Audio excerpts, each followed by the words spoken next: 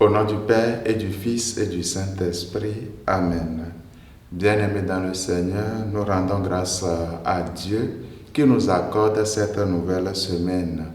Que sa grâce et sa bénédiction nous accompagnent tout au long de cette nouvelle semaine de travail. Ô Seigneur, envoie ton esprit qui renouvelle la face de la terre. De l'évangile de Jésus-Christ selon saint Matthieu, au chapitre 13, versets 31 à 35. En ce temps-là, Jésus proposa aux foules une autre parabole. Le royaume des cieux est comparable à une graine de moutarde qu'un homme a prise et qu'il a semée dans son champ. C'est la plus petite de toutes les semences.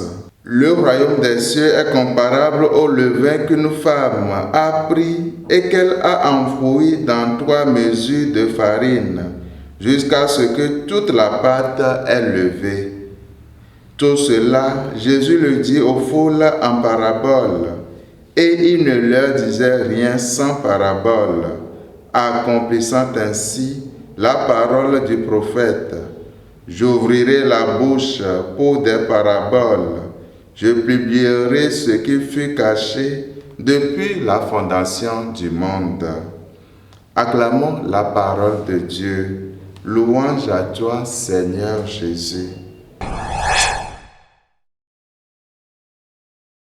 L'évangile de ce début de la semaine nous propose de courtes paraboles qui nous montrent la manière dont la grâce de Dieu agit dans notre vie. En premier lieu, nous pouvons dire que Dieu n'est pas pressé, son temps n'est pas le nôtre.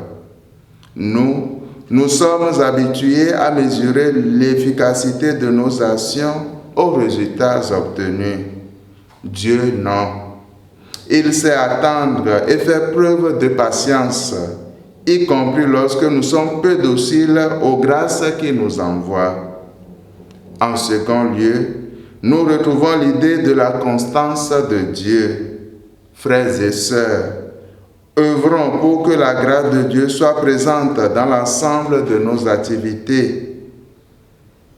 Ainsi, si nous sommes dociles, Dieu pourra mener à bien son œuvre de sanctification dans notre âme et sanctifier aussi le milieu où nous évoluons.